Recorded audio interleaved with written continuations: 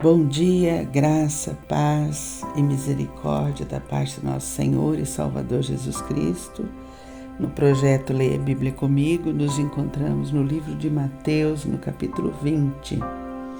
Diz o texto sagrado: porque o reino dos céus é semelhante a um dono de casa que saiu de madrugada para assalariar trabalhadores para a sua vinha. E tendo ajustado com os trabalhadores a 1 denário por dia, mandou-os para a vinha. Saindo pela 3ª hora, viu na praça outros que estavam desocupados, e disse-lhes: Ide vós também para a vinha, e vos darei o que for justo. Eles foram. Tendo saído outra vez, perto da hora 6ª e da 9ª, procedeu da mesma forma, e saindo por volta da hora 10ª, encontrou outros que estavam desocupados e perguntou-lhes: por que estivessem aqui desocupados o dia todo? E responderam-lhe: porque ninguém nos contratou. Então lhes disse ele: ide também vós para a vinha. Ao cair da tarde, disse o senhor da vinha ao seu administrador: chama os trabalhadores e paga-lhes o salário, começando pelo último, indo até ao primeiro. Vindos da hora 10ª, recebeu cada um deles 1 denário. Ao chegarem os primeiros, pensaram que receberiam mais, pois também estes receberam 1 denário cada um. Mas tendo-o recebido, murmuravam contra o dono da casa, dizendo: estes últimos trabalharam apenas uma hora, contudo, os igualaste a nós que suportamos a fadiga e o calor do dia. Mas o proprietário, respondendo, disse a um deles: amigo, não te faço injustiça. Não combinaste comigo 1 denário? Toma o que é teu e vai-te, pois quero dar a este último tanto quanto a ti. Porventura, não me é lícito fazer o que quero do que é meu? Ou são maus os teus olhos, porque eu sou bom?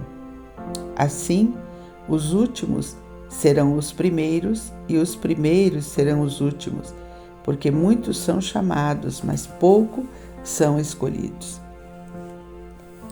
Então, estando Jesus para subir a Jerusalém, chamou à parte os 12, e em caminho lhes disse: eis que subimos para Jerusalém, e o Filho do Homem será entregue aos principais sacerdotes e aos escribas. Eles o condenarão à morte, e o entregarão aos gentios para serem escarnecido, açoitado e crucificado.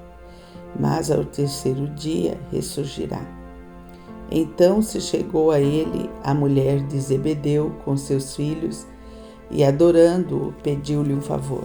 Perguntou-lhe: que queres? Ela respondeu: manda que no teu reino estes meus 2 filhos se assentem, um à tua direita e o outro à tua esquerda. Mas Jesus respondeu: não sabeis o que pedis.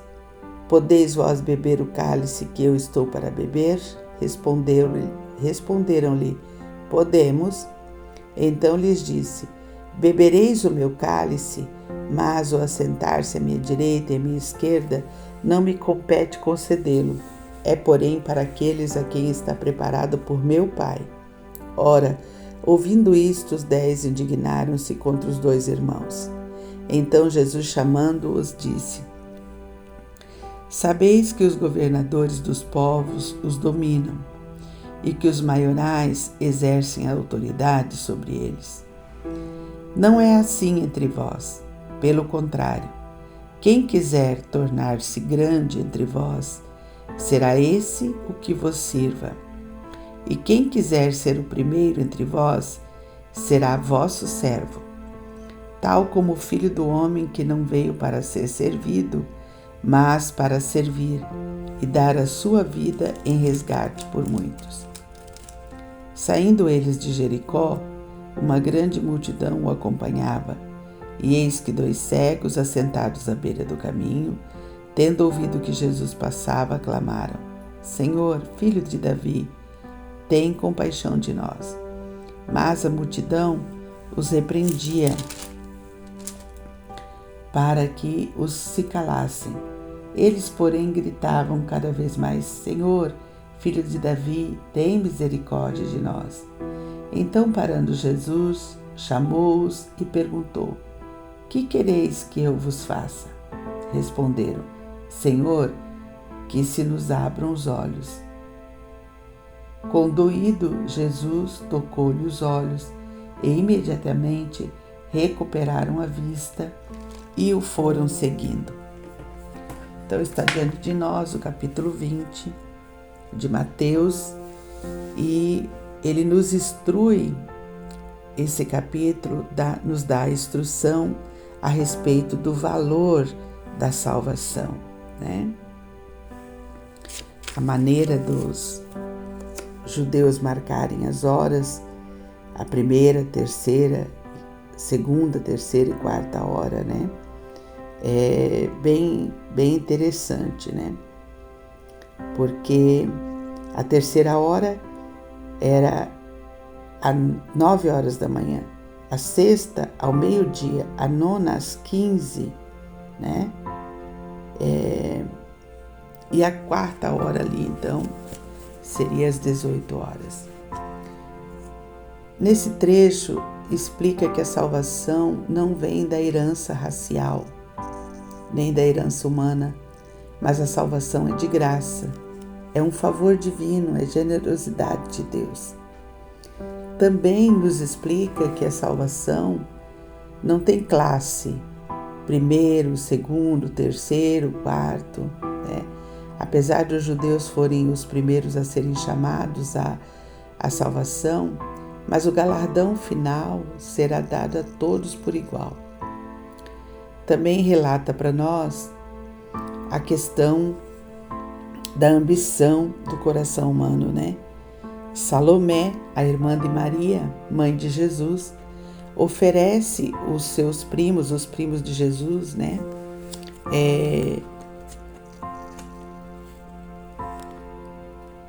Tiago e João, para terem preeminência, para terem grandeza no reino de Jesus, né? Para terem um papel de destaque. Ela ainda, na verdade, não tinha compreendido de que reino Jesus era Senhor. E o pedido, então, de Salomé, ele revelou o conceito do reino de Deus, né? Revelou para a gente que do ambicioso, Jesus exige um sofrimento leal até a morte. Do orgulhoso, Jesus vai exigir a humildade perfeita, humildade plena. Dos grandes e poderosos, no reino de Jesus, no reino de Deus, ele exige submissão uns aos outros, né? É para ser servo, é para ser escravo. Quem é grande, quem é poderoso, precisa aprender a ser servo, né? Porque o comportamento ideal no reino de Deus é servir sempre, né? Por isso que esse texto é tão famoso para nós, né? Quem quiser ser o primeiro entre vós será vosso servo, né? Porque tal como o Filho do Homem, que é Deus Todo-Poderoso, o Rei dos Reis, ele não veio para ser servido, versículo 28, mas para servir e dar a sua vida em resgate de muitos. Então, o comportamento ideal no reino de Deus é servir sempre. E, novamente, o capítulo ele termina com Jesus transferindo a responsabilidade do milagre para os cegos que queriam ser curados, né? O milagre aconteceu na medida da fé dos cegos, né? Por isso Jesus faz a célebre pergunta: que queres que eu te faça? E os cegos, então, nós queremos ver. Então, Jesus transfere a responsabilidade do crer, do ter fé para acessar o lugar do milagre. Então, que Deus nos ajude, nos abençoe no dia de hoje com esse texto precioso da Palavra de Deus que nos alerta que o lugar de destaque é o lugar de servir, é o lugar do serviço, é o lugar de estar servindo uns aos outros. Este é o lugar de destaque no reino de Deus.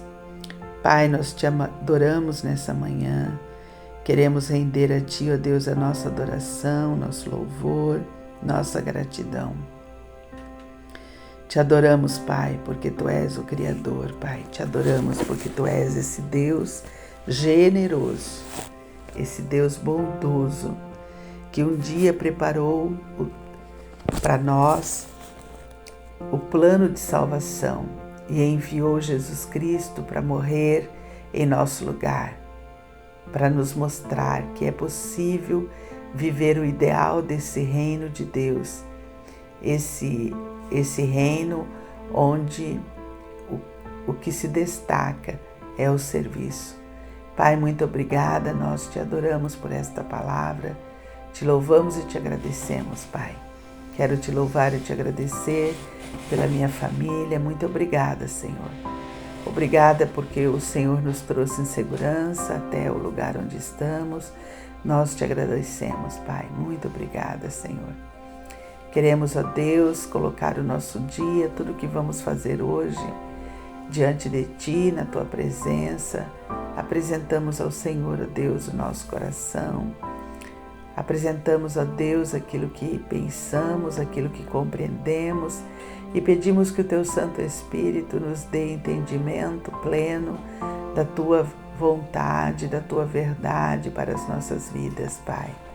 Nos ajuda, Senhor Deus, nesse dia, Pai. Nós pedimos a Tua bênção para esse dia, Senhor. Já de antemão, meu Senhor, quero Te pedir perdão se em algum momento do meu dia eu me esquecer que eu nasci para servir e entristecer Teu coração, Pai. Me ajuda, Deus, a ter controle e domínio próprio das minhas emoções, Senhor, na autoridade do nome de Jesus. Me ajuda, Pai, a ter autogoverno, Pai, em todas as coisas. Pai, eu Te peço perdão, Deus, e Te peço, Senhor Deus, sê conosco. Eu intercedo a Ti nesse dia pelos enfermos, Pai, dos meus relacionamentos, ó Deus. Apresento a Ti a vida do meu esposo, do Ingo, vida do pastor Marcos, da Carla Fabiana, na luta contra a enfermidade. Que o Senhor tenha misericórdia, Pai. Que o Teu Santo Espírito dê a eles, ó Deus, a fé necessária para receberem a cura completa da sua enfermidade. Deus de poder, assim como o Senhor fez ali com os cegos de Jericó, assim também, ó Deus de poder, eu Te peço, Pai, que o Senhor esteja curando, Pai, totalmente toda a enfermidade alojada no corpo dos Teus filhos, ó Deus. Liberta-os de toda a enfermidade, Pai. Pai de amor, nós queremos colocar diante de Ti.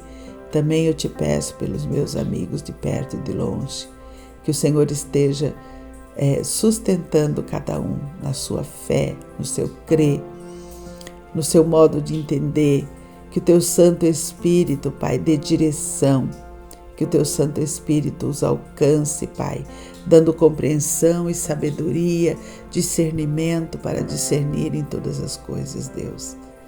Toma, Senhor Deus, os meus familiares diante do Senhor, meus filhos e filhas, genros e nora, netos e neta. Pai, guarda-os no dia de hoje. Paizinho querido, eu coloco diante de Ti a vida do meu pai. Dá a ele saúde, Pai. Dá a ele alegria de estar com seus filhos. Abençoa a vida do Teu filho, Deus. Paizinho querido, seja conosco nesse dia, Pai.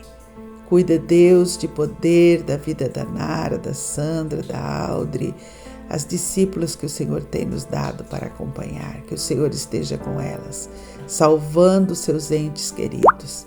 Salva, Senhor Deus, Tainara e o Everton, seus filhos. Salva, Senhor Deus, o Lucas e a Sofia. Salva o Éder e os filhos da Audrey. Pai querido, promove a salvação na vida das Tuas filhas, Pai. Enche o coração delas do Teu amor e da Tua graça. Paizinho querido, na nossa viagem eu te peço a tua proteção, o teu cuidado. Nos direciona, Pai. Nos dá a instrução do que devemos fazer. Pai querido, sê conosco nesse dia. Nós te pedimos isso, ó Deus, no nome santo de Jesus. Até amanhã, se Deus nos permitir.